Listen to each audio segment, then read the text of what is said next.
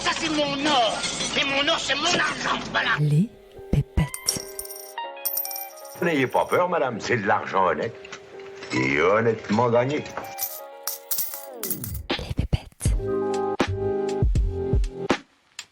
Bienvenue sur Les Pépettes, le podcast qui réconcilie sens et argent. Je m'appelle Aude Nguyen et je suis entrepreneuse sociale. Je constate qu'il y a souvent une dissonance entre argent et sens. Comme si ça sonnait faux de générer de l'argent en exerçant une activité qui nous passionne et en ayant un impact positif sur la société. J'ai donc décidé de prendre le micro pour donner la parole à celles et ceux qui maîtrisent le sujet et qui peuvent nous offrir un nouvel éclairage sur l'argent et sur le sens qu'on lui donne. Et si après ça vous voulez encore plus de pépettes, retrouvez-moi sur Instagram, les Pépettes Podcast, où je serai ravie de papoter avec vous et d'approfondir les sujets qu'on aborde ici.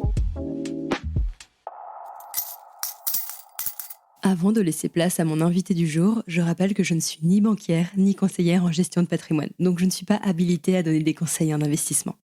Mais si comme moi, vous souhaitez recevoir des conseils neutres et non biaisés adaptés à votre situation pour aligner vos finances avec vos projets de vie et vos convictions, je vous recommande vivement le cabinet de conseil en gestion de patrimoine créé par Nicolas du site avenuedesinvestisseurs.fr.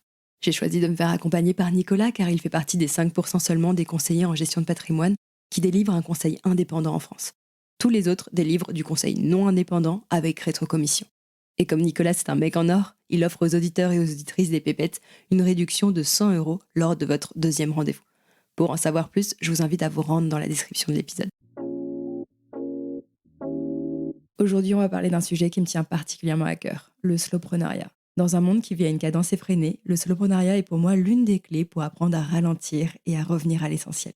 Cette nouvelle forme d'entrepreneuriat nous apprend à vivre et travailler selon sa propre temporalité, en étant à l'écoute de ses besoins et en créant un business à partir de soi. Mais peut-on réellement vivre d'une activité qui nous passionne, en travaillant 20 heures par semaine et en ayant, soit dit en passant, 2 enfants en bas âge à gérer? Mon invitée du jour, Laure Daudier, nous dévoile en toute transparence les coulisses du slowpreneuriat. Elle nous révèle ce qu'elle a mis en place pour pouvoir, comme elle le dit si bien, avoir le beurre et l'argent du beurre, pour pouvoir gagner plus d'argent en travaillant moins. Je vous laisse en bonne compagnie. Très bonne écoute. Salut Laure. Salut Aude. Bon, je suis très heureuse de t'avoir à ce micro. Alors sache que tu tombes à point nommé parce que ça fait un moment C'est vrai. que j'aspire à mettre plus de slow dans ma vie. Donc je suis ravie qu'on aborde ensemble ce sujet aujourd'hui. La première fois que j'ai entendu parler de slowpreneuriat, c'était en 2018, quand je commençais à entreprendre. Et je me souviens qu'au moment où j'ai entendu ce terme, ça m'a tout de suite parlé. C'était comme une évidence pour moi. Je voulais incarner ce nouveau modèle d'entrepreneuriat. 5 ans plus tard, force est de constater que j'en suis encore très loin. J'ai beaucoup de mal à me mettre des limites et à ne pas passer ma vie à travailler. Donc, je pense que notre échange va me faire le plus grand bien. Écoute, tu n'es pas la seule. Sois rassurée. C'est plutôt normal. Dans le monde actuel et dans l'écosystème entrepreneurial dans lequel on évolue, c'est normal que ça soit un petit rêve comme ça qu'on regarde de loin et qu'on ait un petit peu de mal à trouver comment y aller. C'est ça, ça reste encore un idéal pour moi à atteindre. Pour commencer, est-ce que tu pourrais, s'il te plaît, te présenter et nous dire comment tu as été amenée à adopter ce mode de vie slow? Donc moi, je m'appelle Laure Daudier, j'ai 37 ans et je suis maman de 2 garçons. Je suis à mon compte depuis 2017. C'est un petit peu un ensemble de tout ça qui m'a amenée vers le slow. Je me suis mise à mon compte. Alors, c'est quelque chose que j'ai toujours en tête depuis que j'ai commencé à travailler, mais j'imaginais plus ça après la quarantaine. Et finalement, je m'y suis mise à 31 ans, suite à un burn-out dans le milieu du salariat. Donc, on est sur le schéma classique, hein. On n'est sur rien d'original.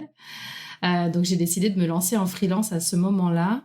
Et je suis tombée enceinte en même temps. Et du coup, je suis un peu arrivée dans ce concept du slowpreneuriat par accident et sans trop m'en rendre compte, mais parce que...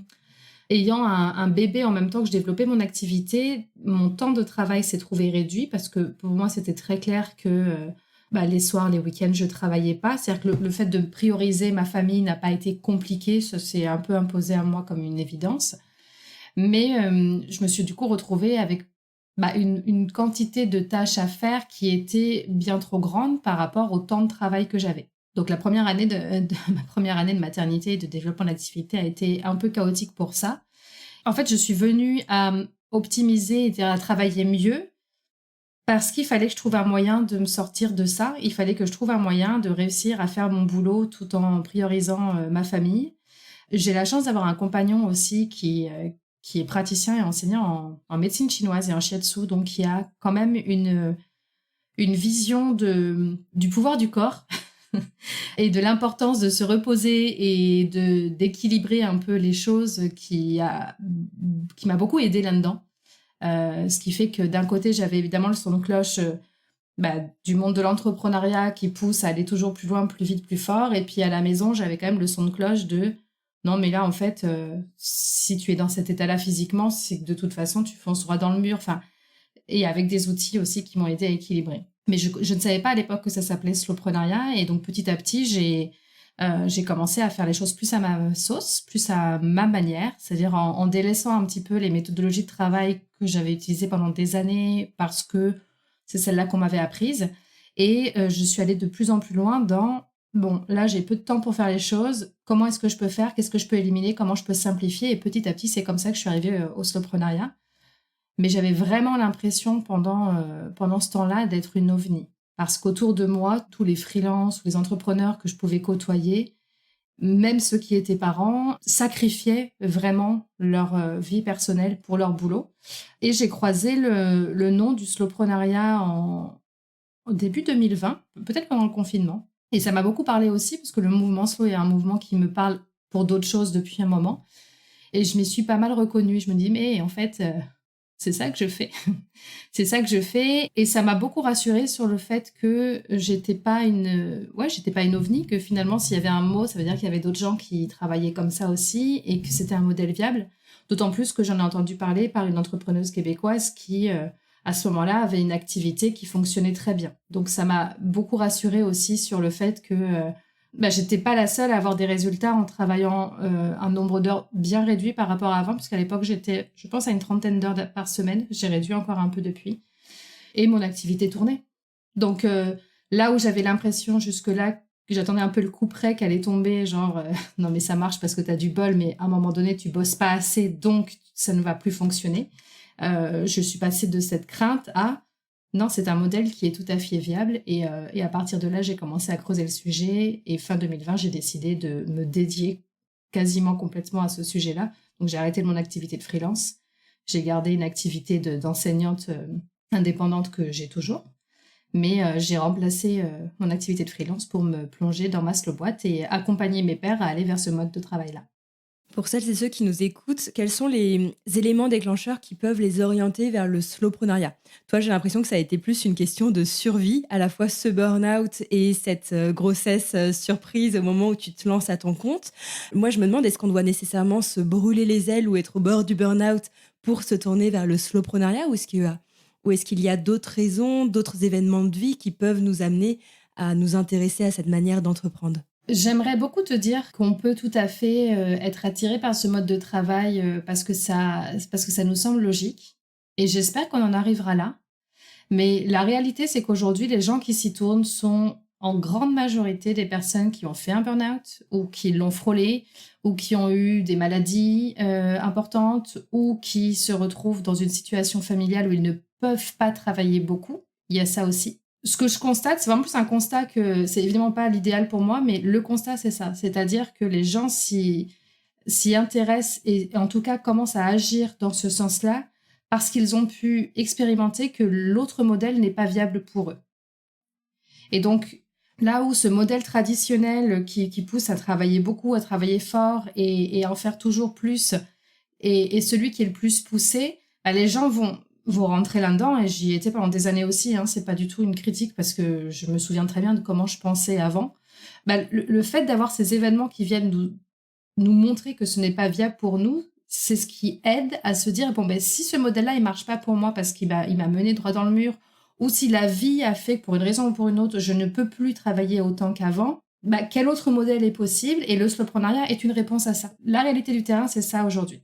Les seules personnes avec lesquelles j'ai pu échanger qui n'ont jamais été qui pourraient travailler plus ou qui n'ont pas d'antécédents de ce type-là, c'est des personnes qui sont déjà dans la slow life de manière générale depuis un moment, soit par éducation, Et il y a aussi une catégorie que j'aime beaucoup, c'est les flemmards.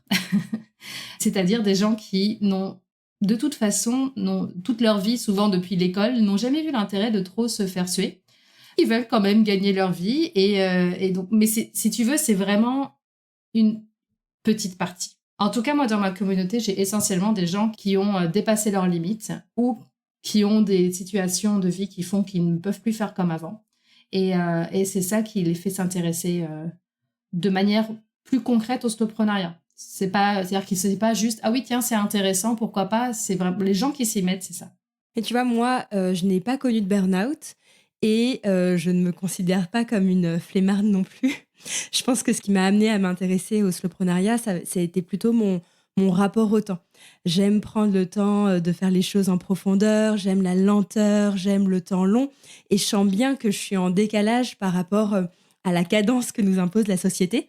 Donc moi, ce qui m'attire vraiment dans le slowpreneuriat, c'est le fait de ralentir. Mais toi, j'ai l'impression que tu as un rapport au temps qui va être différent du mien. Comment tu décrirais ton rapport au temps et dans quelle mesure celui-ci a évolué depuis que tu as adopté ce mode de vie slow? Alors moi, je suis quelqu'un qui travaille...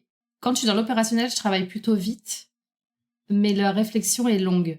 Donc j'ai une forme de lenteur, c'est-à-dire que mes projets peuvent être lents à voir le jour entre le moment où je commence à y réfléchir et le moment où ils sortent. Mais c'est parce que c'est toute cette partie qui se passe dans la tête qui, chez moi, est très longue parce que j'ai un mode de fonctionnement où il y a souvent beaucoup, beaucoup de chaos et je vais en ressortir l'essence. Et ça peut prendre un peu de temps et c'est mon processus créatif et aujourd'hui, je ne cherche plus à lutter contre. Par contre, je sais que je ne travaille vraiment pas bien dans la surcharge quand j'ai trop de choses à faire dans un temps réduit, là, je fais pas du bon travail. Et c'est ce que j'ai fait pendant des années quand j'étais salariée et ça fait partie des raisons qui m'ont menée au burn-out, c'est-à-dire que j'avais une to-do list, mais hyper longue et j'ai besoin de souplesse, en fait. C'est-à-dire que mon rapport au temps, c'est que j'ai besoin d'avoir de la marge. J'ai besoin de me laisser le temps de changer d'avis, de commencer quelque chose et puis d'ajuster. J'ai besoin de me mettre des deadlines souples. Moi, je fonctionne plus avec des deadlines par semaine que par jour. Le dernier produit que j'ai sorti, je n'ai annoncé, je crois, la date de sortie que 2 jours avant. Parce que, tiens, je savais, là, au stade d'avancement, donc jusque-là, je communiquais sur la semaine, ça sortira telle semaine, la semaine prochaine, etc.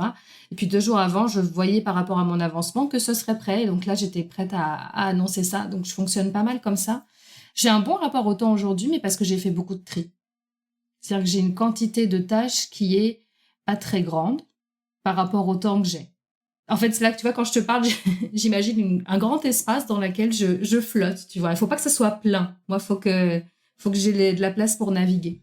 Faut pas que ce soit plein, mais en même temps, pour parvenir à travailler 20 heures par semaine, parce que tu travailles une vingtaine d'heures par semaine, faut quand même savoir travailler, pour moi, intensément, efficacement. Je me demande sincèrement si, quand on aime comme moi travailler et prendre son temps pour approfondir ce sur quoi on travaille, est-ce qu'on peut réellement parvenir au slowpreneuriat? Tu vois, comment trouver cet équilibre entre être à l'écoute de son rythme quand on aime la lenteur et la profondeur et apprendre à travailler plus vite pour faire mieux en moins de temps? Mais en fait, alors autant tu vois, on n'a pas le même profil par rapport à ça, mais pour les gens que j'accompagne et qui sont comme toi, qui ont ce besoin d'aller en détail dans les choses, c'est aussi se laisser le temps. Donc, c'est un peu le même, c'est pas pour les mêmes raisons, mais c'est un peu le même système, c'est-à-dire accepter que le temps global que tu vas mettre pour faire les choses va être plus long que la moyenne et prévoir ce temps-là dans le temps que tu te laisses pour faire les choses. La différence, c'est que moi, par exemple, ce temps-là va être beaucoup dans la tête et la partie opérationnelle où là, en général, par contre, je vais avancer très vite, va être la plus petite partie. Toi, c'est peut-être l'inverse, tu es plus dans le faire avec un besoin d'aller dans le détail. Mais oui, c'est accepter cette lenteur-là et accepter que tu mets plus de temps que les autres pour aboutir au même résultat. Et ne pas chercher à lutter contre ça. Enfin, il y en a plein, des gens comme toi qui sont dans le slowpreneuriat, mais souvent, les gens qui travaillent lentement, que ce soit parce qu'il y a cette notion un peu d'éparpillement mental ou parce qu'il y a ce besoin d'aller dans le détail, sont souvent des gens, moi que j'ai beaucoup forcément dans ma communauté, parce qu'ils ne se reconnaissent pas dans ce modèle de l'ultra-vitesse et de l'ultra-performance. Et plus on accepte qu'on est comme ça, et il y a d'autres avantages à être comme ça. C'est-à-dire que ton avantage, ta force, ça ne va pas être la rapidité, la réactivité ou le fait d'être dans l'ultra-performance. Mais toi, ton atout, ça va être le sens du détail, de la précision, de la qualité du résultat va être optimale. Les gens qui vont vite, bien sûr que de temps en temps, ils arrivent à avoir du très bon résultat, mais il y a plus de risques aussi de se tromper. Alors que les personnes qui sont plus dans la lenteur, c'est plus lent, mais en général, les risques de se tromper ou les risques de faire de la mauvaise qualité sont beaucoup plus limités. Et ça, il y a des gens qui recherchent l'un et l'autre. Pour moi, ça sert à rien d'essayer le slowpreneuriat, c'est pas produire plus vite. Faut pas confondre slowpreneuriat et productivité. Le slowpreneuriat n'a pas vocation à travailler plus vite. C'est pas être plus performant dans la productivité pour gagner du temps. Ça s'appelle juste de la productivité ou de la gestion du temps. Le slowpreneuriat, c'est pas ça. Et donc, cette manière d'aborder l'entrepreneuriat, on voit bien qu'elle est très éloignée du modèle plus start-up, qui est jusqu'à présent le schéma le plus répandu dans l'entrepreneuriat, qui va valoriser, comme tu dis, l'ultra-vitesse, l'ultra-performance, donc le fait de faire beaucoup de choses rapidement, intensément. C'est la culture aussi du fail fast, du quick and dirty, du work hard, play hard. Alors, pourquoi ce modèle ne convient peut-être pas à tout le monde ? Et qu'est-ce que nous apporte concrètement le slowpreneuriat par rapport à ce type de modèle ? Et en fait, aujourd'hui, on parle de slowpreneuriat parce que c'est un ralentissement par rapport à ce rythme-là qu'on essaie de nous imposer. Mais en réalité, moi, je suis convaincue que quand on aura rééquilibré tout ça, on parlera même plus de slowpreneuriat. C'est juste l'entrepreneuriat qui évolue à un rythme naturel, humain et qu'on est capable de gérer. Aujourd'hui, développer une entreprise avec des très hauts objectifs qu'on atteint très rapidement en 1 ou 2 ans, ce n'est pas un modèle qui est tenable pour la majorité des gens. Et pourtant, c'est celui que tout le monde veut chercher. C'est-à-dire que c'est vraiment c'est un petit peu le Graal et l'entrepreneur qui réussit, c'est celui, aujourd'hui, le cliché, c'est celui qui a réussi à faire une très grosse somme d'argent en très peu de temps. Alors, ça existe, il y a des success stories et comme ce sont celles qui sont les plus poussées, forcément, on a l'impression que c'est le modèle général. Il y a cette espèce de phénomène de clonage où il faudrait qu'on soit tous sur un même modèle, qu'on fonctionne tous pareil. Et c'est quelque chose d'hyper élitiste où finalement, les seuls qui réussissent, c'est ceux qui sont déjà comme ça naturellement. Ceux qui tiennent sur la durée. C'est ceux qui correspondent, et ils ont le droit de correspondre à ce modèle-là. C'est pas une tare, mais du coup, eux, forcément, ils ont ce côté, non, c'est pas inconfortable parce que eux, ils sont dans leur zone de confort et c'est ça qui fait qu'ils réussissent. Parce qu'ils sont dans leur zone de confort. Et s'il y a tellement d'indépendants et d'entrepreneurs qui échouent, et je parle pas pour des questions de marché, parce qu'il y a aussi ces éléments-là, mais qui s'épuisent, c'est très souvent quand on creuse parce que je fais ça, parce qu'on m'a dit de le faire et je me suis pas posé la question de si ça me convient à moi. On part pas de soi. Je pense que c'est ça le problème, c'est que les seuls exemples d'entrepreneurs à succès, en tout cas que j'ai moi autour de moi, ce sont justement ces personnes que tu décris qui travaillent de manière acharnée, soir et week-end.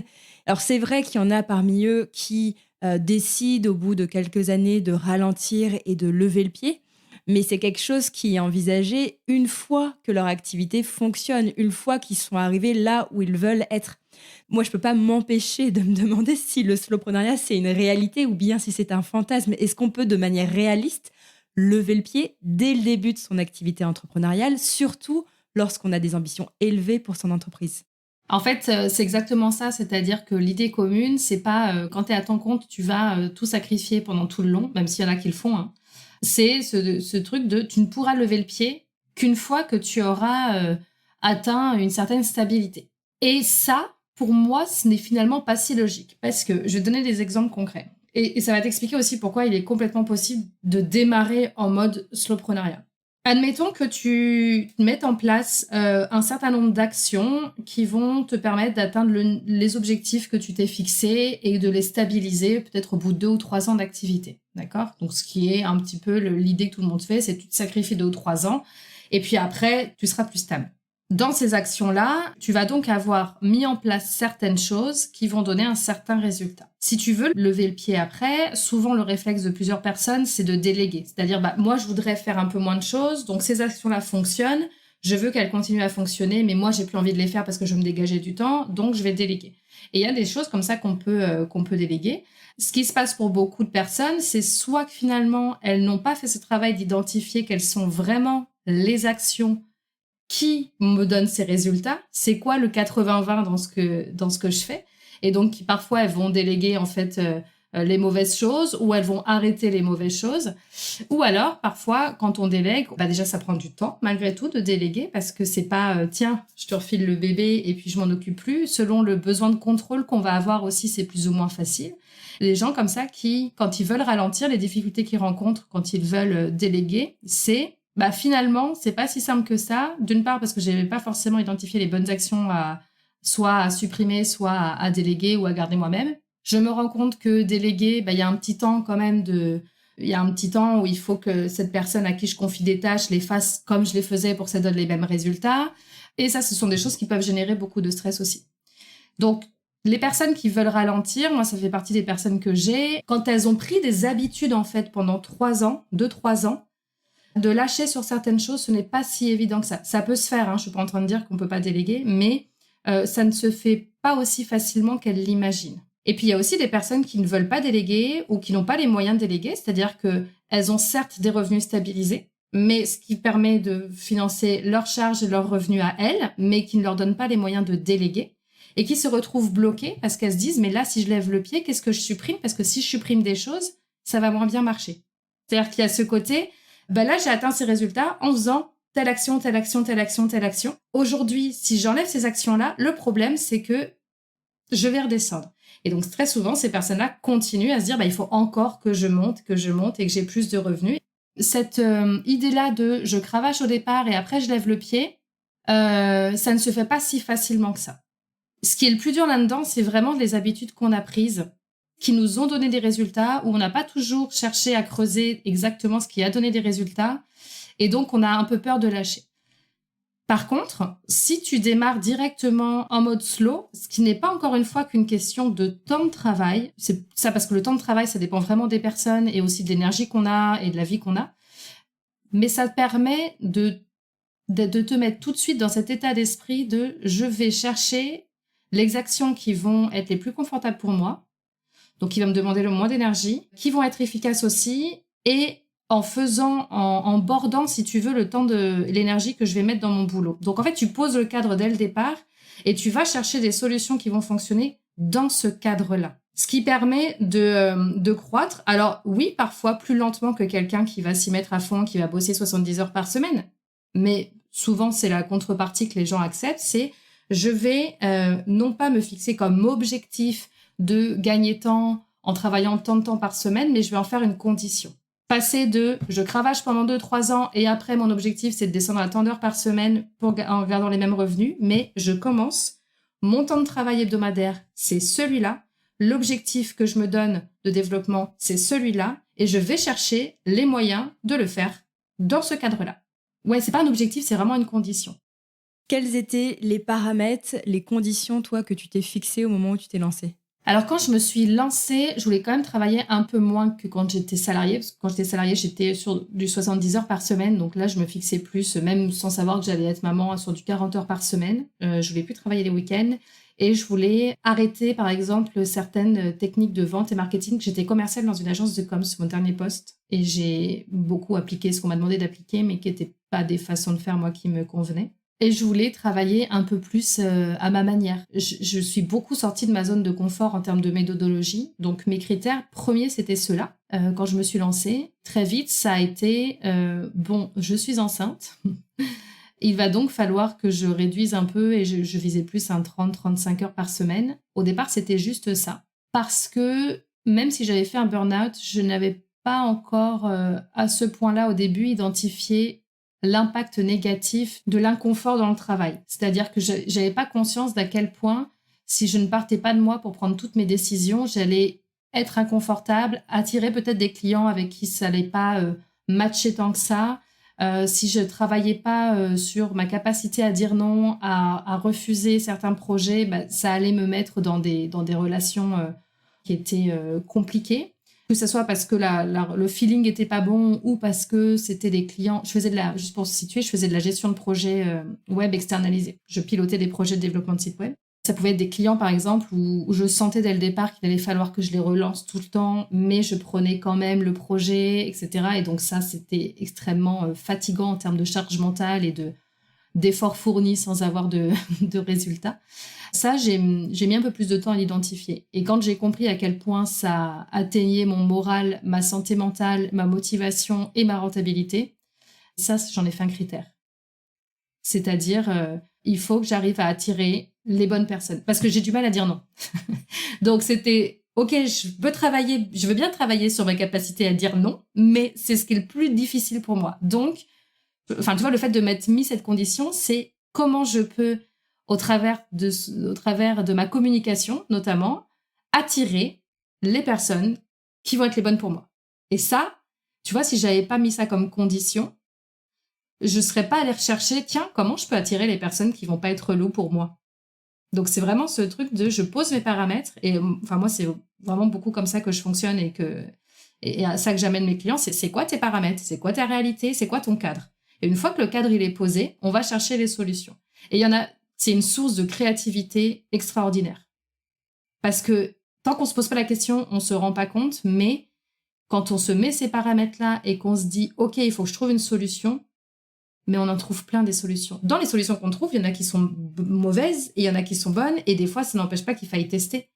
Mais ne serait-ce que se poser sa question en essayant de mettre de côté un peu les barrières, mais qui arrivent, hein, les barrières mentales de « mais non, mais ça peut pas marcher, sinon les gens le feraient ». Mais non, mais des fois, peut-être que personne l'a fait juste parce que personne s'est posé la question. Toutes les personnes qui se sont posées la question se sont dit « bah non, personne le fait, donc c'est que c'est pas bon ».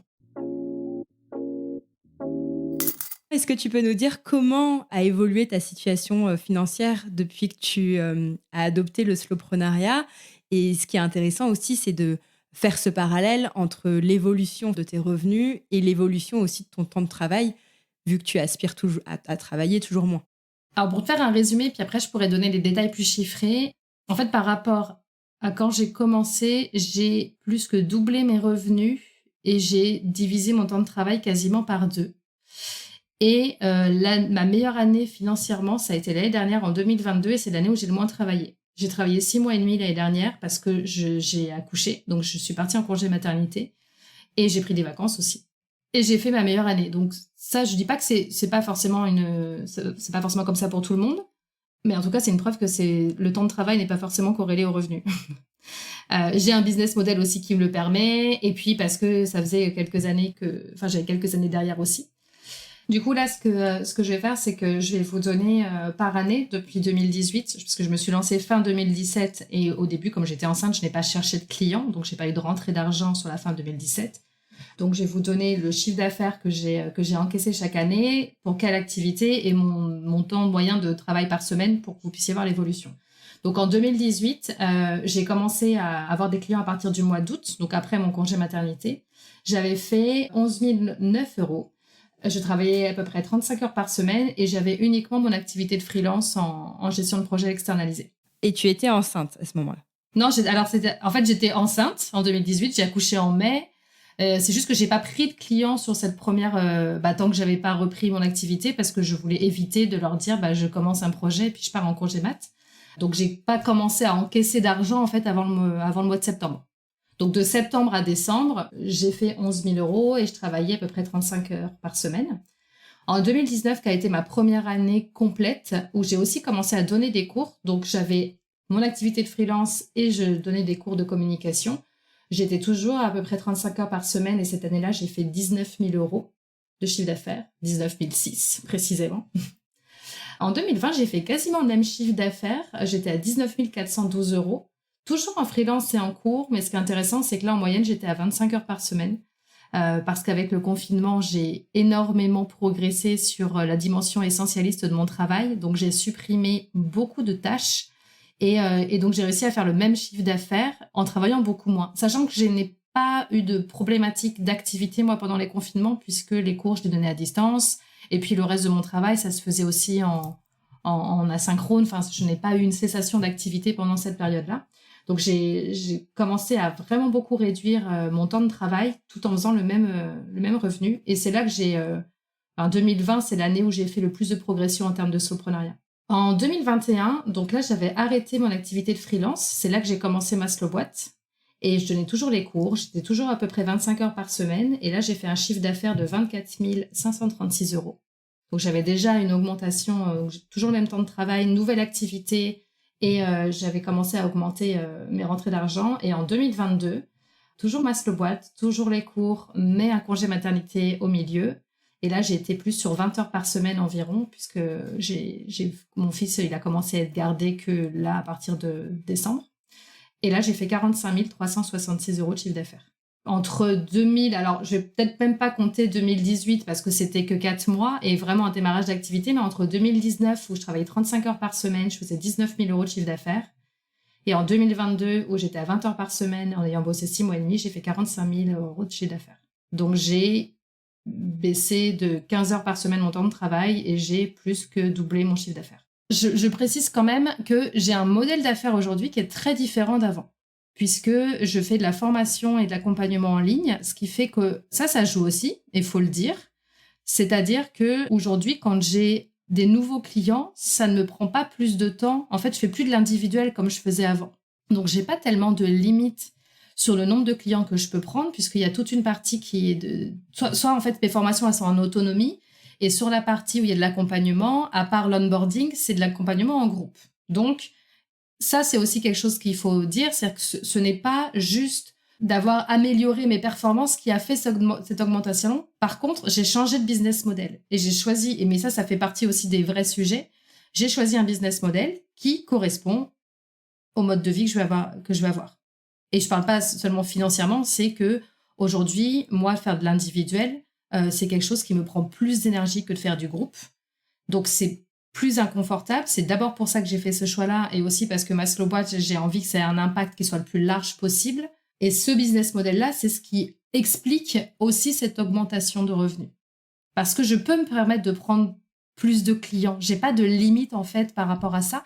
Et même si à un moment donné, il y a trop de monde, par exemple, dans ma communauté sur une période, je peux déléguer certaines choses sur la gestion de la communauté, ce que j'ai fait, par exemple, pendant mon congé maternité. Donc, cette augmentation, elle s'explique aussi pour ça. Ce que je trouve, moi, avec mon regard plus professionnel, limite plus intéressant que cette année 2022-là, tu vois, le passage de 2019 à 2020, où j'ai fait le même chiffre d'affaires, mais en travaillant 10 heures de moins par semaine. Ça, par contre, c'est uniquement dû, parce que c'était la même activité. Tu vois, il n'y a pas eu le changement d'activité, je n'étais pas encore sur ma slow boîte. Et ça, c'est uniquement dû à ce que j'ai mis en place en termes de slowprenariat sur changer ma manière de travailler, éliminer le superflu, travailler plus à ma manière pour avoir les mêmes résultats, mais en beaucoup moins de temps. De ce que je comprends, tu as joué sur 2 tableaux. Premier tableau, c'est vraiment avoir cette philosophie de vie essentialiste où tu vas appliquer la loi de Pareto. En gros, quels sont les 20% de mes efforts qui génèrent 80% de mes résultats et vraiment d'éliminer et te concentrer sur ça. Et le deuxième tableau, ça va être plus quel modèle d'affaires je trouve pour me permettre de gagner plus tout en respectant les contraintes et les conditions que tu avais. Et en plus, à nouveau, moi, je suis vraiment impressionnée par le fait que tu aies eu 2 grossesses pendant ces années d'entrepreneuriat. Pour avoir un peu suivi ton histoire et écouté quelques épisodes, je sais qu'en plus, tu t'es retrouvée à devoir garder tes enfants. Moi, ça me semble inimaginable d'avoir un enfant aujourd'hui dans mon contexte. Donc, je ne peux qu'être admirative de ta façon de faire et d'entreprendre. En fait, ça aide parce que ça pose des contraintes. Typiquement, les enfants, ça fait partie des contraintes extérieures où tu peux pas ignorer ton enfant, quoi. Tu peux le faire garder, etc. Mais et moi, cette année 2022, justement, je l'ai trouvée super instructive et c'était un choix, en fait, de pas faire garder mon deuxième fils au départ parce que le premier, je l'avais mis assez vite à la crèche et je l'avais pas forcément bien vécu. Je savais que j'allais pas pouvoir être maman au foyer très longtemps non plus, mais j'avais envie de passer un peu plus de temps avec lui. Et j'étais très curieuse de l'expérience aussi ça va donner quoi sur mon travail, d'avoir un bébé à côté et de ne pas pouvoir prévoir grand-chose parce qu'au final, je ne pouvais pas prévoir combien de temps il allait dormir, dans quel état d'agitation il allait être. Donc en fait, j'ai vraiment passé de mon retour de congé maternité en juin 2022 jusqu'à ce qui commence à être gardé juste avant les vacances de Noël. Et encore, il était gardé 42 jours par semaine, mais j'étais très curieuse de ça et je l'ai vécu comme une expérience je vais voir ce que ça donne. Comment je vais réussir à travailler? Ça a fait aussi que, à partir du mois d'octobre, j'ai fait OK, il va falloir que je trouve une solution de garde. Parce que je me suis rendu compte que j'arrivais à mes limites et que là, ça venait, pour moi, me freiner dans le travail que j'avais envie d'accomplir. Parce que pour ce que j'avais à faire à ce moment-là, et notamment des tâches de fond comme de l'amélioration de contenu, des enregistrements, notamment de sons, etc. Enfin, là, ça venait ne plus être compatible avec ce que j'avais à faire. Comme je disais, hein, j'admire beaucoup les mamans au foyer parce que moi, j'ai beaucoup de mal, je m'ennuie très vite quand il faut occuper un bébé.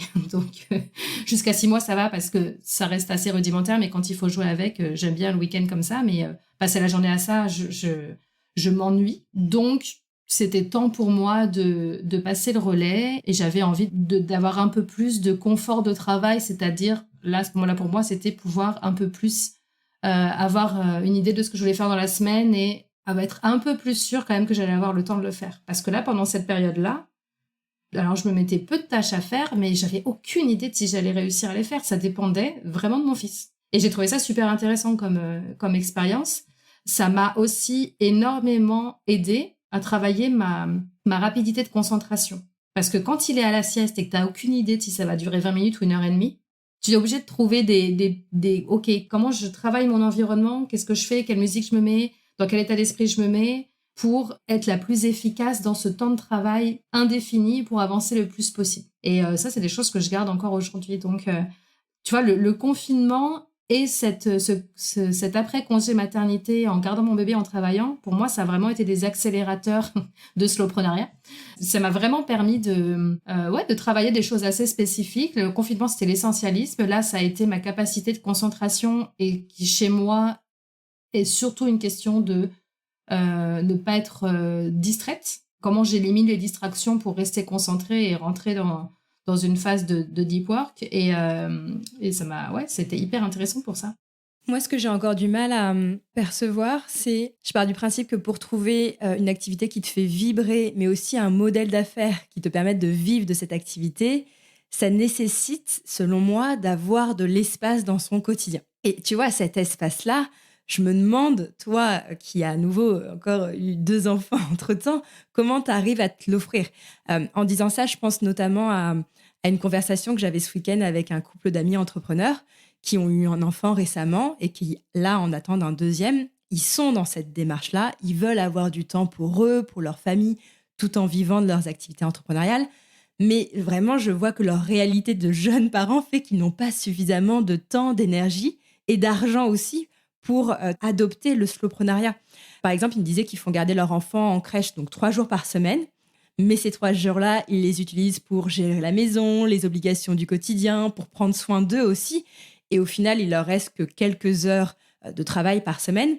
Et quand tu es aussi dans cette période un peu de flou artistique où tu tâtonnes, tu ne sais pas encore vraiment ce que tu veux faire, tu ne sais pas comment tu vas pouvoir vivre de ton activité, pour moi, c'est très difficile de se dire, là, j'ai 5 heures devant moi, je mets dans des conditions de deep work et hop, je vais les consacrer à ça. Comment tu as réussi à mettre en place tout ça malgré tes obligations personnelles, familiales et aussi, j'imagine, tes contraintes financières? Je fais de la place. Enfin, moi, ma méthode à moi qui marche pour moi, c'est que je fais de la place. Encore une fois, je me laisse pas le choix. Donc, par exemple, pour lancer ma slow boîte, j'ai décidé d'arrêter mon activité de freelance. Et j'avais conscience que c'était un risque que je prenais. Et en même temps, c'est le fait de me laisser cette place-là. C'était pas dans l'état d'esprit, mais comme j'ai arrêté mon activité de freelance, je suis obligée il faut que ça marche.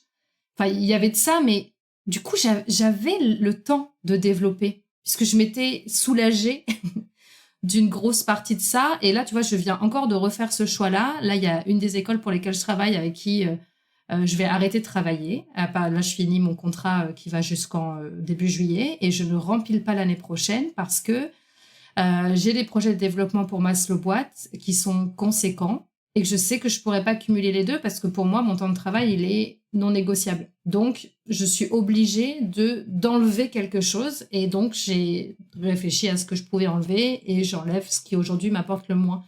Ce qui m'apporte le moins en termes d'enrichissement personnel et qui se trouve être aussi ce qui m'apporte le moins en termes de rentabilité. Donc, le choix a été assez facile à faire. C'est un risque que je prends. Oui, j'ai les miquettes. Oui, j'ai peur. Je suis pas oui, facile. Je sais que je prends un risque. Mais je sais aussi que c'est la seule condition pour que j'arrive à développer ça. Parce que si je ne me libère pas ce temps-là, je vais pas avoir le temps, en fait. Je vais pas avoir le temps de développer ces choses-là. Là, très concrètement, ces cours-là, ils me prennent sur 9 mois de l'année, quasiment tous mes jeudis et tous mes vendredis. Donc, c'est énorme.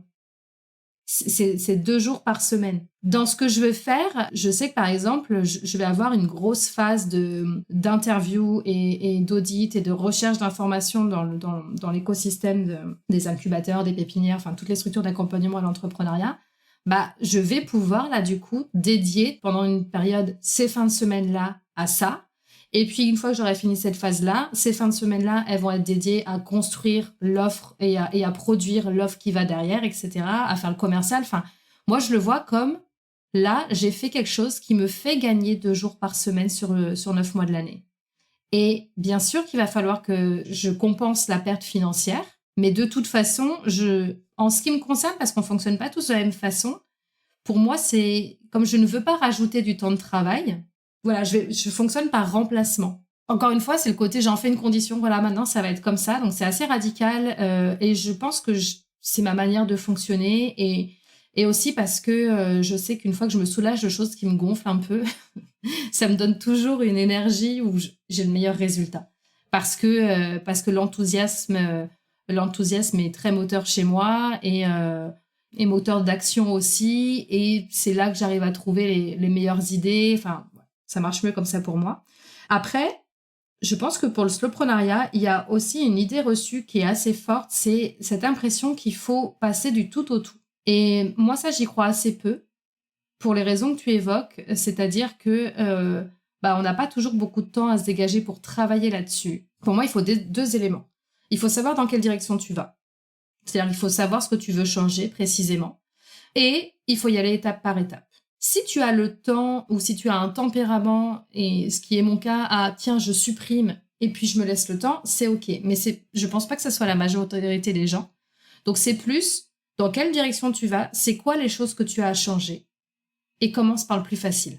Alors, soit par le plus facile, soit par ce qui va avoir le plus d'impact. Ça dépend, peu importe. C'est-à-dire que soit tu te dis, bon, je commence par le plus gros morceau, parce que comme ça, c'est ce qui va me soulager du temps, de l'énergie plus rapidement, et j'ai besoin de ça. Ou alors, franchement, j'ai très peu de temps, j'ai peur de ce changement-là, je ne sais pas ce que ça va donner, donc je vais commencer par la plus petite action possible, mais qui va quand même me mettre en mouvement, qui va quand même être une première action, qui va me donner des résultats et qui va me permettre, peut-être qu'au départ, c'est pas du temps de travail que tu vas gagner, c'est juste du confort de travail. Mais je dis juste, mais limite, je pourrais le mettre entre guillemets parce que le confort de travail, il a un impact énorme sur tout le reste. Donc, c'est quoi la plus petite action que tu peux faire dans cette nouvelle direction qui va déjà te faire gagner de la sérénité? La réduction du temps de travail, c'est plus une conséquence en général. Tu gagnes en confort de travail, tu es un peu moins stressé, sans même t'en rendre compte, tu vas faire du travail de meilleure qualité, même sans rechercher spécifiquement ça, mais parce que tu es plus détendu. Et du coup, tu vas travailler peut-être un chouïa plus vite pour les mêmes tâches, tu vas moins te poser de questions, et etc., etc. Et ça va te faire gagner du temps de travail. Mais honnêtement, de mon expérience en tout cas, de ce que j'ai pu observer, en dehors de contraintes extérieures comme ça qui viennent donc, problèmes de santé, burn-out, nouvel enfant ou situation familiale qui viennent te mettre une contrainte de temps où là, t'as pas le choix, donc t'as ton cadre et tu vas trouver les solutions. Quand tu n'as pas ça, la réduction du temps de travail sera plus une conséquence qu'une condition. Tu vas plutôt chercher le confort de travail, à améliorer les choses pour toi, à rendre les choses plus agréables, plus faciles, plus simples. Et puis après, il peut y avoir d'autres choses, il peut y avoir le changement de business model, etc., qui peuvent aussi être de bons leviers pour gagner du temps, mais c'est pas toujours le plus facile. Selon les situations de vie, je comprends qu'on puisse se sentir un peu bloqué, genre mais non, mais là je peux pas. Genre si j'arrête ça, si je commence à réduire mon temps de travail, je vais perdre ça. Enfin, tu vois, de rentrer dans cette espèce de cycle de mais là je peux pas me permettre et il faut d'abord que je me stabilise là-dessus sur ma vie personnelle, sur machin, puis après je pourrai ralentir. Mais le ralentissement des fois c'est pas moins de temps, c'est moins de clients qui sont pas adaptés à moi, moins d'offres peut-être qu'il y a une offre que je laisse de côté parce qu'elle m'épanouit moins et puis j'en pousse plus une autre, moins d'actions pour un même objectif, donc commencer à faire du tri et à regarder lesquelles sont les plus efficaces, être dans cette loi de Pareto. C'est pas forcément tout de suite moins de temps de travail. Et toi, pour faire de la place, là tu as éliminé l'activité qui t'enrichissait le moins intellectuellement et qui te rapportait aussi le moins de revenus pour faire plus de place à ma slow boîte, qui est l'activité la plus rentable et la plus enrichissante aussi pour toi. Donc finalement, le choix, l'arbitrage a été facile. Moi, ce que je me demande, c'est comment est-ce que je fais, comment je trouve le bon modèle d'affaires quand les activités qui m'épanouissent le plus sont celles qui génèrent le moins de revenus et les activités qui me remplissent le moins sont celles qui sont les plus rentables. C'est exactement le cas de figure dans lequel je me trouve et dans lequel se trouvent mes amis, justement. Eh bien, moi, je te dirais qu'il faut trouver la manière de rentabiliser plus cette activité qui t'épanouit le plus. Et là aussi, c'est là que la créativité a toute sa place. J'ai pas de réponse toute faite parce que ça dépend vraiment de toi et de ce que tu as envie de faire, mais de vraiment chercher comment cette activité qui t'épanouit pourrait être plus rentable. Alors, soit c'est plus rentable, c'est-à-dire que par rapport au revenu que ça te génère, ça te prend moins de temps. Donc, ça peut être un axe de travail, c'est comment ça peut me prendre moins de temps pour que le ratio entre l'énergie que j'y mets et le temps que ça me prend et ce que ça me rapporte comme argent soit meilleur. Et puis, ça peut être aussi comment ça peut me rapporter plus sans forcément que ça me prenne plus de temps. Parce que si ça te rapporte plus parce que tu passes plus de temps, tu n'améliores pas la rentabilité, tu améliores juste ton chiffre d'affaires. Mais c'est pas forcément l'enjeu. C'est comment tu monétises ça différemment, comment tu trouves une manière d'en faire un business plus lucratif et de manière juste aussi par rapport à tes clients par rapport à ça.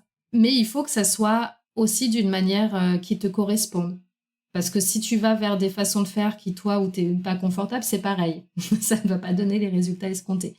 Parce que ce qui se passe souvent, c'est que quand on cherche à rentabiliser plus, à faire plus d'argent avec une activité, on a une idée et là, tout de suite, on a un truc dans la tête qui dit « Mais non, mais ça ne marchera jamais. Mais non, mais personne jamais a fait ça. Mais non, ça ne va pas être possible. » Tu vois, il y a tout de suite l'espèce de frein de « Mais personne ne fait ça.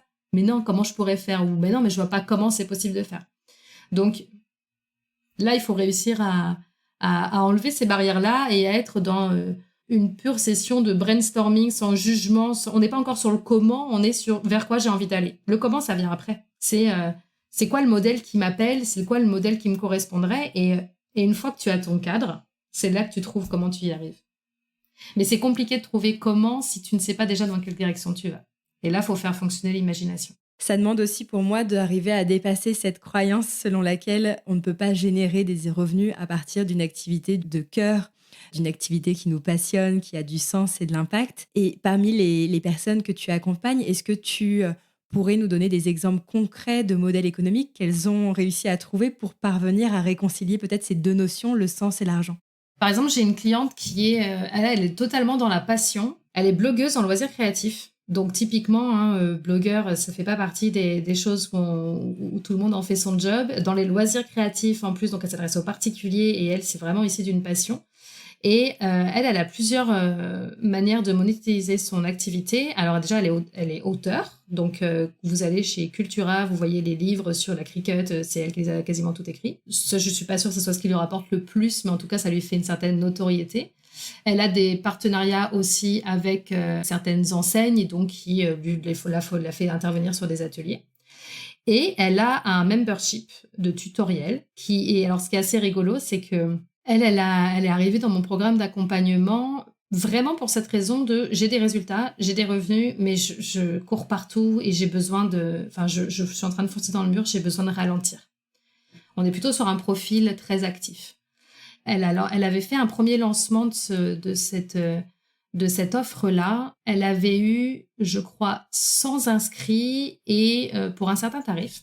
Et là, elle a commencé la formation et elle avait juste travaillé sur son pourquoi, donc sur la raison qui la motive à faire ce qu'elle fait. Et elle s'était rendue compte que la notion d'apporter de la joie était très importante pour elle. Et dans les choses que tu l'as fait tilter, il y avait cette idée mais en fait, j'ai envie de travailler avec les gens qui sont dans cette émotion de la joie aussi. Elle en avait marre aussi d'avoir des fois beaucoup de clients qui étaient dans la plainte, dans le négatif. Et c'est vrai que ça, d'oser dire, non, mais en fait, ces gens-là, je n'ai plus envie de les avoir comme clients. Des fois, on peut se dire, je suis pas une très bonne personne. J'ai l'impression d'exclure une partie des gens qui pourtant pourraient avoir besoin de ce que je propose. Sauf que elle, ça lui générait trop de stress, trop d'inconfort et elle avait besoin de prendre soin d'elle, en fait, que son boulot ne soit plus une source de stress. Et donc, d'attirer les gens qui étaient dans cette énergie-là. Et quand elle a fait son deuxième lancement, avant même d'avoir les résultats, elle nous disait « Je suis trop contente parce que dans tout mon marketing, j'ai affiché clairement que je voulais attirer des gens qui sont dans cette énergie de la joie. » En fait, elle a diffusé son pourquoi partout et rien que ça, elle était « Ah, ça fait du bien, je me suis moins pris la tête sur qu'est-ce que je mets, voilà. » Par contre, elle avait augmenté le tarif de son offre, elle avait doublé le tarif de son offre. Et donc, elle se disait « Bon, j'avais fait 100 inscrits sur la première session. Là, j'ai doublé le prix, j'ai un objectif à 50. » C'est-à-dire qu'elle s'était dit, je multiplie par 2, je vais diviser par 2 le nombre d'inscrits. Je vais faire le même chiffre d'affaires. Elle en a fait 236. C'est pas grand-chose, hein, ça ne lui a pas pris plus de temps.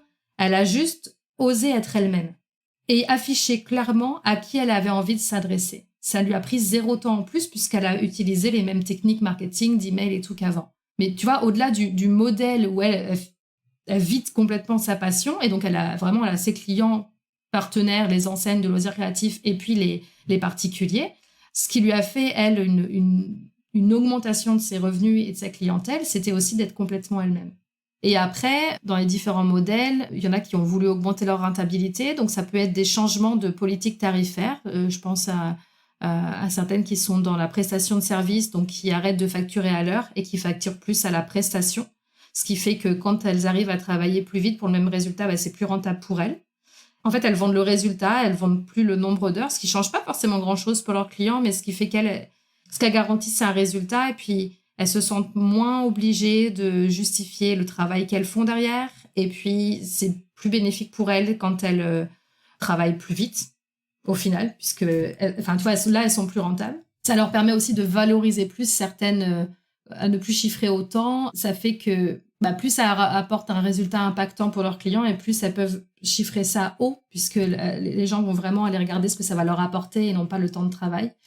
Dans les shifts qu'il y a pu y avoir, j'en ai une qui à la base qui a une formation de sophrologue, mais qui en fait a d'autres techniques aussi, et qui est, comme elle est dans l'aide à la personne et dans le soutien à la personne, c'est typiquement le genre de profil qui peut avoir des gros freins vis-à-vis de l'argent, hein, parce que gagner de l'argent sur le mal-être des autres, c'est quand même très mal vu en France, et puis dans pas mal d'endroits, je pense. Donc, ça fait partie des personnes qui ont du mal à ça. Elle a travaillé sur son rapport à l'argent, en s'enlevant, si tu veux, l'idée de la tête qu'en osant demander à être rétribuée à sa juste valeur, elle allait être considérée comme une mauvaise personne. Parce que ça, c'est plus une idée qu'on a, mais qui n'est pas forcément l'idée qu'on renvoie.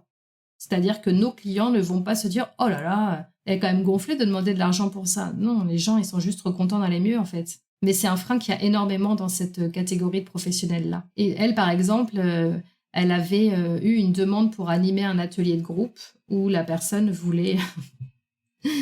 lui disait « Écoute, en gros, je te payerai que si j'ai suffisamment d'inscrits. » Donc, il fallait qu'elle prépare tout en amont. L'événement pouvait potentiellement être annulé, mais... En fait, dans ce qu'elle chiffrait, il y avait et la préparation et l'animation. Et la personne lui disait, par contre, du coup, si jamais ça se fait pas, je te paye rien. Alors, au départ, elle a dit, ouais, ok. Puis elle l'a rappelé en disant, non, en fait, il faut au moins que tu me garantisses de me payer ce que j'aurais fait. Peut-être pas l'animation, mais au moins la préparation de l'atelier. Enfin, c'est du taf, quoi. Même ça, tu vois, faire payer la préparation de quelque chose. Parce que très souvent, quand tu fais de l'animation, on te paye pour l'animation. Mais le travail de préparation en amont, c'est du boulot aussi. Et c'est ça qui va faire la qualité de ce que tu vas faire derrière. Et ça, on ne pense pas toujours à le chiffrer. C'est vraiment se demander qui serait prêt à payer pour quoi. Pour moi, là où ça devient compliqué, c'est lorsqu'on veut servir des personnes qui ont peu de moyens financiers ou qui sont en situation de précarité financière.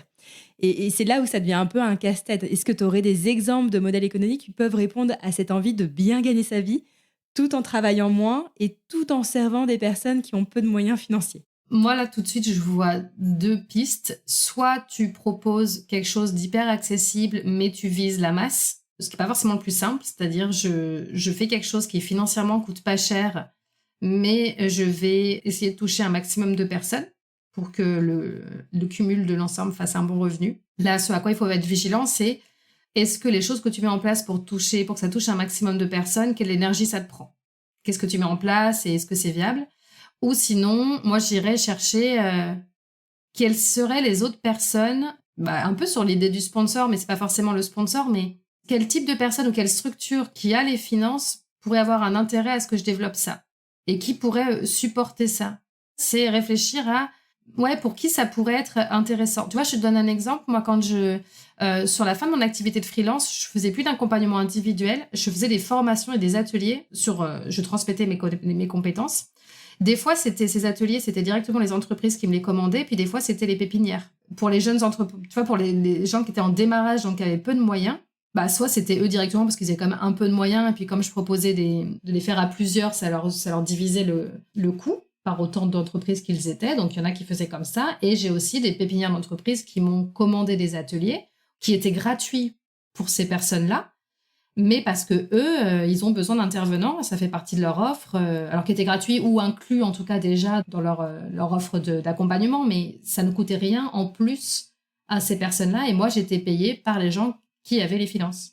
Donc, c'est aussi se demander ça. Qui a intérêt, qui a les finances et pourrait avoir un intérêt à ce que j'aille aider ces personnes-là? Ou alors, troisième solution, et ça, c'est quelque chose que j'aime bien, c'est comment je peux proposer quelque chose qui n'est pas accessible à tous financièrement, mais qui m'assure une stabilité financière, ce qui me permet derrière d'aider bénévolement des personnes qui sont dans le besoin.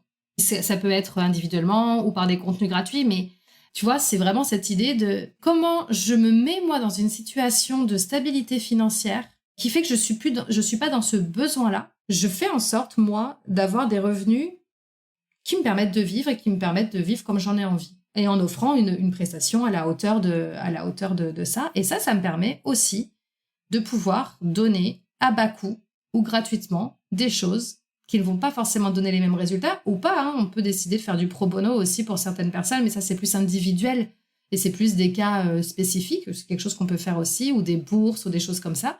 Mais au moins, ces personnes-là qui n'ont pas beaucoup de revenus, je vais pouvoir les aider un peu. Pour pouvoir aussi adopter le slowpreneuriat dès le début de son activité, une autre question qu'on peut avoir, c'est est-ce qu'il faut nécessairement avoir des économies de côté, avoir un matelas de sécurité financière suffisamment confortable pour pouvoir entreprendre de cette manière, donc de façon slow et sereine? Toi, quelle était ta situation financière au départ et comment tu as géré cette période d'incertitude et de doute à tes débuts dans l'entrepreneuriat? Moi, je crois que ça, c'est même pas une question de slowpreneuriat, mais ça me semble essentiel quand on démarre une activité parce que c'est normal que ça prenne un peu de temps avant d'avoir des rentrées suffisantes en fait pour ça. Pour moi, quel que soit le mode d'entrepreneuriat qu'on choisit, il faut avoir un plan quand même.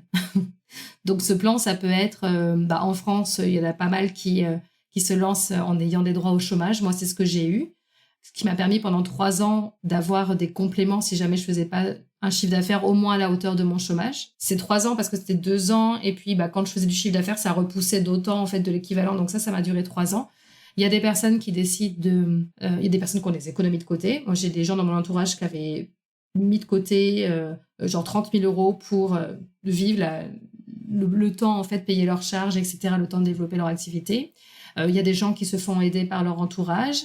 Il y a des gens qui gardent un boulot à côté. Ça me semble le plus raisonnable parce que honnêtement, sinon, si on démarre sans rien et sans soutien financier, genre on est tout seul, on a le RSA et on veut lancer son activité, je pense que c'est très facile d'être en mode panique en fait et tellement en besoin d'eux que là, c'est d'autant plus facile d'aller vers des discours qui vont pousser à la surproductivité.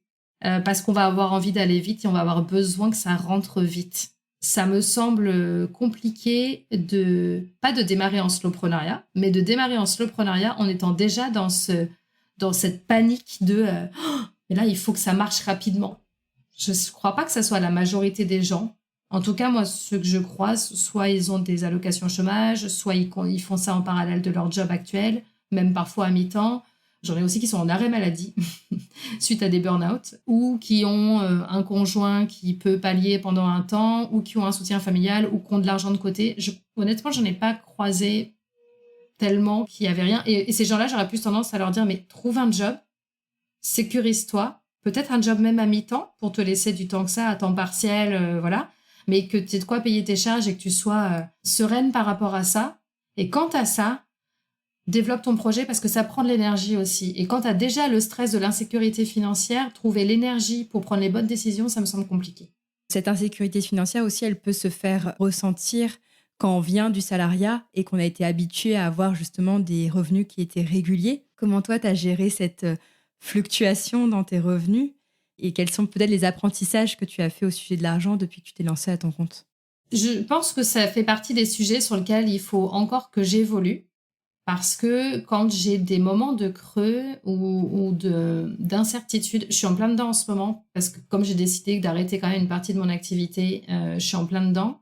En plus, sur ma slow boîte, ce début d'année-là, je vois une baisse d'activité commerciale par rapport aux autres années, par rapport au contexte, je pense, actuel, et certainement des choses que j'ai à améliorer de mon côté. Donc, je suis en plein dans cette phase-là et je constate que c'est toujours quelque chose qui me stresse. C'est juste que ça me stresse pas au point de retourner vers du salariat. C'est-à-dire que j'ai beaucoup trop pris goût à ma liberté et j'aurais vraiment du mal à retourner dans le salariat. Maintenant, c'est certainement la raison qui m'y ferait retourner aussi, mais et sans honte ou quoi que ce soit, mais j'en suis pas encore à ce stade-là. Comment je fais dans ces moments-là? En fait, j'essaye absolument de limiter ce mode panique et j'essaye d'être la plus pragmatique possible. Par exemple, là, tu vois, du coup, je vais pouvoir parler de ce que je suis en train de mettre en place parce que je suis en plein dedans. Typiquement, ce que j'ai identifié, c'est que il faut que j'arrive à savoir ce qui explique aujourd'hui ma baisse d'activité commerciale parce que j'ai besoin de me stabiliser pour mon niveau de stress et puis aussi pour pouvoir continuer à développer mes projets et parce que j'ai décidé d'arrêter une partie de mon activité de cours. Si je me laisse aller à la panique, je m'agite, je commence à mettre plein de trucs en place, à essayer, tu vois, aller rechercher des contenus sur comment transformer plus, tu vois, et typiquement le genre de contenu où ça va pas me convenir. Là, ce que j'ai prévu de faire, je vais reprendre la formation que je viens de sortir justement, tu vois, sur partir de soi et revoir son business model, pas pour changer tout ça, mais pour avoir une trame objectif, tu sais, pour poser un peu mon cerveau et me dire, allez, un peu comme si je suivais une feuille de route, et pour reprendre les étapes et être la plus neutre possible pour pouvoir identifier les choses qui ne vont pas aujourd'hui, les choses qui coincent, et avoir ce fil rouge plus pragmatique que mon cerveau à l'heure actuelle.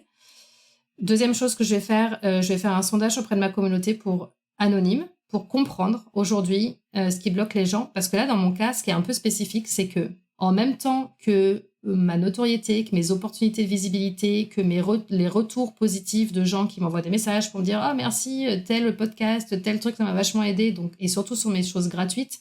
Tout ça, ça augmente. Quand je parle de mes offres, j'ai souvent beaucoup de réactions, beaucoup de questions, donc il y a un intérêt, mais il y a moins de passage à l'action. Donc, je vais aller interroger ma communauté pour savoir exactement qu'est-ce qui bloque et par rapport aux projets et aux autres offres que je suis en train de développer, vraiment aller creuser là-dessus pour augmenter les choses que ça fonctionne. En fait, je vais faire confiance aux gens et je vais suivre ce qu'ils me disent. Donc, mettre peut-être un peu mon ego de côté et trouver le point de jonction entre ce dont les gens ont besoin pour passer à l'action et moi, ce que je suis prête à offrir et ce qui me fait envie, aller trouver ce point de jonction-là. Et la troisième chose que je vais mettre en place, c'est aller passer quelques coups de fil auprès de mentors ou de gens, d'autres entrepreneurs qui sont dans mon entourage personnel pour m'aider à prendre du recul sur, bon, ok, la situation, elle est comme ça. Là, je commence à paniquer un peu parce que je me sens en insécurité financière et si je laisse mon cerveau fonctionner tout seul, je sais que je vais aller dans une direction qui n'est pas bonne. Donc, j'ai besoin de quelqu'un qui a un regard beaucoup plus neutre, qui n'est pas concerné parce que j'ai mon conjoint qui est à son compte aussi et je pourrais lui demander, mais lui, il est très impacté aussi parce que la manière dont fonctionnent nos deux activités, ça impacte toute notre vie de famille, etc. Donc, je vais lui en parler, mais souvent, il va avoir des réactions qui sont liées à de la crainte aussi, de « Ah, mais bon, tu veux lancer ça, mais tu veux pas... » Enfin, voilà. Donc, c'est pas forcément ça que je vais avoir. Je vais avoir besoin de l'avis de personnes qui sont neutres, qui sont pas impactées par ce qui peut m'arriver et qui sont aussi à leur compte, donc qui ont conscience de ça. Donc, moi, c'est ça que je mets en général, c'est ça. C'est j'essaye de trouver d'autres sources, de ne pas trop écouter la peur qui est dans mon cerveau et pour éviter d'aller vers des techniques qui vont peut-être donner du résultat à court terme, mais que je ne vais pas tenir sur la durée et qui vont probablement me provoquer plus de stress et d'inconfort. Merci de nous partager ça en toute transparence. Je trouve que c'est courageux aussi de le dire quand ça va et aussi quand ça va moins bien. Pour en revenir sur cette peut-être irrégularité des revenus, Comment tu gères ça? Est-ce que tu vois, tu as gagné peut-être en compétences financières pour arriver à gérer ces flux de trésorerie? Comment tu... Non, je suis très mauvaise à ça. J'y travaille. J'y travaille. Ça fait partie de mes gros chantiers en ce moment. Ça va mieux, honnêtement. Enfin, je suis moins mauvaise qu'avant. En fait, j'ai été aussi en micro-entreprise pendant jusqu'à fin 2022. Et j'aimais bien ce format parce que c'était hyper simple. Mais là, ça me convient plus parce que j'ai beaucoup plus de charges. Donc déjà, c'est plus viable. Mais du coup, je n'ai jamais cherché à trop gérer. Je me prenais pas la tête. J'avais mes rentrées d'argent. Je mettais de côté 25% pour l'URSSAF et je me versais tout le reste. Et petit à petit, mes charges ont augmenté. Et ça, c'est quelque chose que j'ai très mal géré, par exemple. Tu vois, j'ai commencé à avoir des charges, à déléguer des choses, etc. En fait, comment je faisais? Je payais mes charges, je mettais de côté pour les impôts et puis je me versais ce qui restait. Tu vois, j'avais pas de prévisionnel, un minima, tu vois. C'était vraiment... Et donc, des fois, du coup, il y a des mois où j'avais beaucoup de charges et du coup, j'avais pas beaucoup de revenus. J'étais là, ah merde, il me reste que ça. Donc ça, c'est quelque chose... Et justement, en augmentant, quand les revenus augmentent et qu'on n'a pas appris à gérer l'argent, eh ben, on fait facilement n'importe quoi. Par exemple, moi, en 2022, j'avais eu un très bon démarrage d'année et partage en toute transparence aussi, mais parce que c'est la vraie vie. Pendant le congé maternité, mon compagnon, lui, a eu un énorme rattrapage URSSAF, dû au rattrapage des Covid et puis d'une augmentation de revenus où il n'avait pas ajusté. Enfin bon, bref, énorme rattrapage URSSAF. Et donc moi, telle une chevalière sur mon destrier, je dis, mais t'inquiète pas, c'est bon, moi j'ai plein d'argent, je vais payer les loyers, les vacances, etc. Parce que tout va bien, regarde, mon activité fonctionne très bien, j'ai plein d'argent de côté, t'inquiète pas. C'était une erreur. Parce que, une fois qu'il n'y a plus de trésorerie, mes revenus ont continué, si tu veux, mais pas au point de re-remplir les caisses à ce point-là. Et du coup, c'est là où je me suis dit, d'accord, donc je sais gagner de l'argent, mais je ne sais pas encore le gérer. Et je m'en étais pas rendu compte avant que mes revenus augmentent, parce qu'en fait, sinon, j'avais un niveau de vie, si tu veux, qui était toujours à peu près stable. Et le fait d'avoir eu ce « ouh là là, j'ai plein de sous », tiens, non mais c'est bon, je paye les vacances, il n'y a pas de souci, puis tu te fais plaisir, et puis voilà. Et ça a été une dure mais une bonne leçon. J'ai lu le livre Profit First qui m'a beaucoup parlé parce que moi, j'adhère totalement à cette idée que dans une entreprise, l'entrepreneur, qu'il soit en freelance ou qu'il gère des gens, doit être la première personne à être rétribuée parce que évidemment que quand on est rétribué à sa juste valeur, on tient plus sur la durée. Et je suis contre, en fait, moi, ces discours de quand une entreprise va pas bien, le salaire du dirigeant, c'est ce qui saute en premier. Je n'adhère pas du tout à ça. Je sais que c'est un discours qui tourne beaucoup. Tu te payeras plusieurs années. D'abord, il perd les charges, embauche des gens, etc. Pour moi, ça ne va pas du tout dans la bonne direction. Donc, l'idée de la méthode Profit First m'a beaucoup parlé déjà parce qu'elle met en avant ça. Il faut être rétribué à la juste valeur de son travail pour avoir l'énergie et la motivation de développer son entreprise. Et ça m'a permis de faire une répartition par pourcentage. Et maintenant, quand j'ai les revenus qui rentrent, quel que soit le montant du revenu, j'ai tant qui va pour mon revenu personnel, tant qui va pour le profit que je mets de côté, tant qui va pour les charges, tant qui va pour les infos. J'ai arrêté le régime micro aussi à partir de janvier pour payer moins de cotisations sociales sur de l'argent qui ne me revient pas à moi. Et j'ai pris un cabinet de comptable. Donc, je me suis dit, OK, là, je fais ça. Et ce qui me permet de moins m'enflammer et quand il y a des mois où j'ai des plus grosses rentrées d'argent, de mettre de côté pour les suivants, pour ceux où il y en a moins. Mais c'est pas encore parfait, mais en fait, j'essaye de tendre de plus en plus vers un revenu dans ma poche qui est plus régulier, quitte à en laisser dans les caisses pour les mois où il y aura moins de rentrées d'argent, quoi. Alors qu'avant, je prenais vraiment 75% de ce qui rentrait et puis je me posais pas de questions. Une dernière question que je pose à tous mes invités. C'est quoi, selon toi, ta plus grande source de richesse? Qu'est-ce qui, chez toi, vaut tout l'or du monde? Bonne question. Je pense qu'aujourd'hui, je dirais mon égocentrisme au travail. Le fait de réussir aujourd'hui à prioriser moi et la vie que j'ai envie de vivre, ça, c'est un non négociable pour moi maintenant. Je pourrais vraiment plus m'adapter comme j'ai pu le faire avant. Et avoir cette liberté de partir de soi, ça apporte un tel confort au quotidien.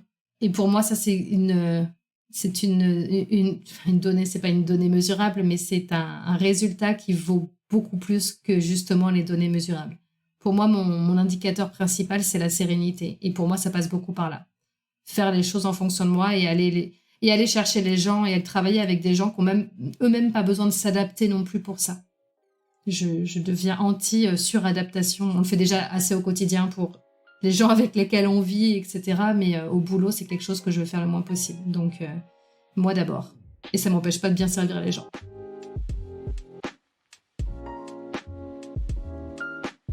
Est-ce qu'après avoir entendu le témoignage de Laure, ça vous semble désormais possible d'avoir le beurre et l'argent du beurre ? De pouvoir générer suffisamment de revenus à partir d'une activité professionnelle qui vous permet d'avoir du temps pour vous, pour votre famille ou pour vos hobbies. Ces résultats nous montrent qu'il n'y a pas de corrélation entre le chiffre d'affaires qu'on génère et le temps de travail et les efforts qu'on y consacre. On n'a pas besoin de travailler dur pour réussir. Rien qu'en disant ça, je sens mon corps qui se crispe, tellement cette croyance est ancrée en moi. Il faut encore que je travaille dessus pour parvenir à complètement déconstruire cette idée selon laquelle il faut travailler plus pour gagner plus. Non, l'argent qu'on reçoit n'est pas le fruit de nos efforts ou de la quantité de sueur déversée. Pour réussir à changer de paradigme, ça nécessite d'y croire, de s'entourer de personnes qui l'ont fait, mais aussi et surtout de s'autoriser à se poser la question « Comment je fais pour gagner plus de manière éthique et responsable tout en travaillant moins ?» Comme nous dit Laure, il faut définir ses contraintes et poser ses conditions pour parvenir à faire preuve de créativité et repenser son modèle d'affaires. Je vais donc désormais faire du slowprenariat une condition et non un objectif à atteindre pour espérer avoir un jour le beurre et l'argent du beurre. Pour suivre Laure et approfondir avec elle ce sujet, vous pourrez retrouver dans la description de l'épisode les liens vers ses réseaux sociaux et ses offres d'accompagnement. Je vous ai aussi mis le lien vers un outil gratuit que Laure met à disposition pour vous permettre de comprendre votre manière de fonctionner. Ça vous permettra notamment de savoir quel est votre élément dominant parmi le feu, la terre, l'eau ou l'air. C'est le genre de test que je regarde habituellement avec un œil critique, mais pour l'avoir fait, je dois bien reconnaître que les résultats étaient pour moi criants de vérité. Et en fonction de votre élément dominant, Laure vous propose 3 axes de travail pour mettre plus de slow dans votre activité. On se retrouve mardi dans 2 semaines, et d'ici là, je vous souhaite de remettre du sens dans vos finances.